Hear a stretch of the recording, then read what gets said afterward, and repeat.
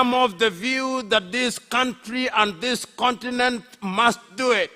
Today, many times when I think about my continent, this continent of Africa, this mother continent, this continent that is the cradle of human civilization, this continent that has known abuse by the slavers, this continent that has been colonized, this continent that has known neocolonization, this continent that has known apartheid, this continent that is the home of all minerals known to man, this continent that is the home of rivers that produce waters, this continent that has over 1.4 billion, this continent which is great in prospect, but this continent which is at the lower rungs of the ladder, this continent, I think of her, where are our leaders? How can it be that in the 1940s we fought that we may drive out the colonizer, and the colonizer is coming back again? How can it be? How can it be that 60 years ago we regained our independence and our young men and women are now fighting to go to the land of the colonizers? How can it be? How can it be that 28 years ago you slew the giant that was apartheid, but there is still apartheid of an economic kind? How can it be? How can it be? And how can it be that we are comfortable in that environment? How can it be? It cannot be right.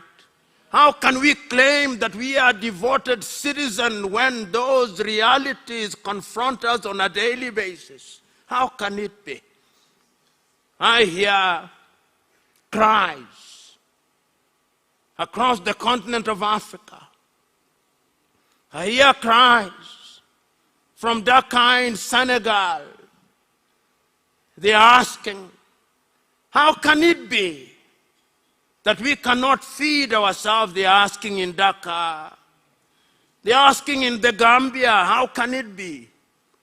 The same question is asked in Sierra Leone, in Burkina Faso, in Mali, in Benin, in the Democratic Republic of Congo, in Sudan, in South Sudan, in Somalia, in Mozambique, in Botswana, in Lesotho, in Eswatini, in South Africa. They are asking, how can it be?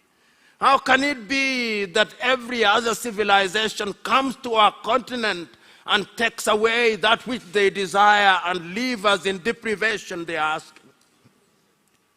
They are asking, how can the world order be of such a nature that the French can come here and do what they will and go away without consequence?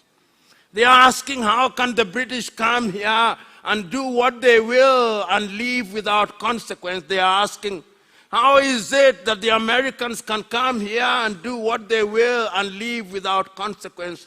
They are asking, how can the Turks come here? How can the Arabs come here, do what they will and leave without consequence? And they are asking, why? How can the Chinese come here and they do what they will and leave without consequence? They are asking, how is it that the world order is arranged that when we of the African continent appear in world bodies, whether it's the WHO, we have no vaccines when we are sick. When we appear at the United Nations, we can vote all we want, but a single European country can veto all our votes and neutralize us, giving meaning to the unfortunate situation that we are indeed lesser human beings. How can it be that when they meet as G7 and decide for us, we are not there unless we are invited for a photo opportunity? When they meet as G20, we are not there unless we are invited for a photo opportunity. How can it be? How can it be? Where are our leaders, we ask? How can it be? Where are our leaders in all these? What are they doing about it? What are we doing about it? What must we do about it? Why is it that we have leaders And we cannot feed ourselves because there is a war in Ukraine. How can it be? How can it be that when we have COVID, the claim to fame of our political leaders is that they become multimillionaires and we don't have vaccines? How can it be?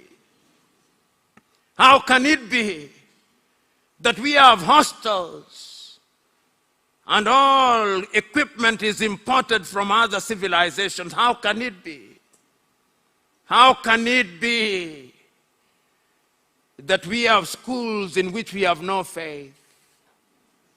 How can it be that even our airlines fly aeroplanes that are made by other civilizations and we cannot even run them?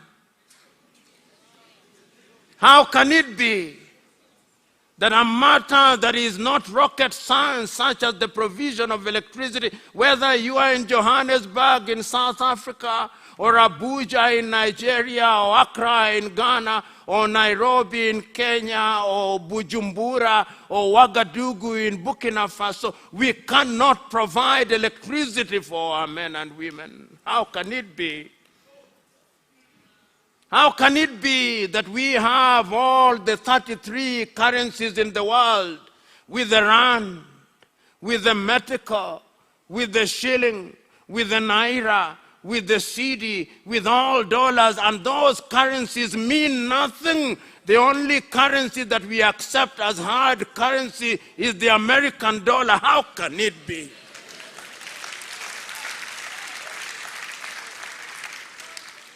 How can it be that when I travel to Africa, the only credit cards that I have are the Visa and the MasterCard and the American Express, and that we have no card of our own? How can it be?